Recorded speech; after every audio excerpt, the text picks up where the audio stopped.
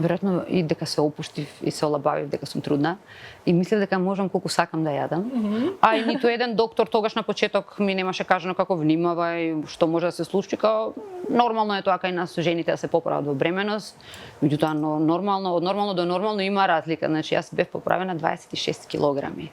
Не можам да ве замислам. Навистина многу јадев, цело време само лежев и јадев. Буквално не одев пешки, ни еден чекор со кола секаде. И многу се опуштив и можам да кажам дека од оваа гледна точка не би го направила тоа повторно, затоа што тоа е една голема грешка. Стварно треба да се грижиме за првенствено за здравието, после изгледот, пошто изгледот пак ќе се врати, секако ќе ослабиш после тоа, но за здравието, затоа што не знам како тоа многу несериозно си го сватив. А и претходно не вежбав, не тренирав, не сум била никогаш дебела, сум била секогаш фит, но не сум имала навика да вежбам. Да, генетиката имам голем удел. И многу пасивна бременост имав. Здрава бев, супер бев све, ама некако го користев секој момент до максимум да за лежење. За лежење, за да ме тинтраат, нормално да ми донесат храна, некако ние жениве сакаме да уживаме тој период.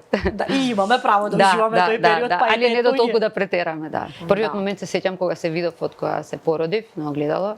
Тоа ми беше најголемиот шок и повеќето мајки тоа го кажуваат како така по травматичен и шокантен момент, да, затоа што кога имаш бебе во стомакот некако се тоа изгледа понормално и природно, да, али кога ќе се роди детето, се роди 300, мислам дека беше. Значи, кај се другите 22-3 килограми, тие другите беа на мене.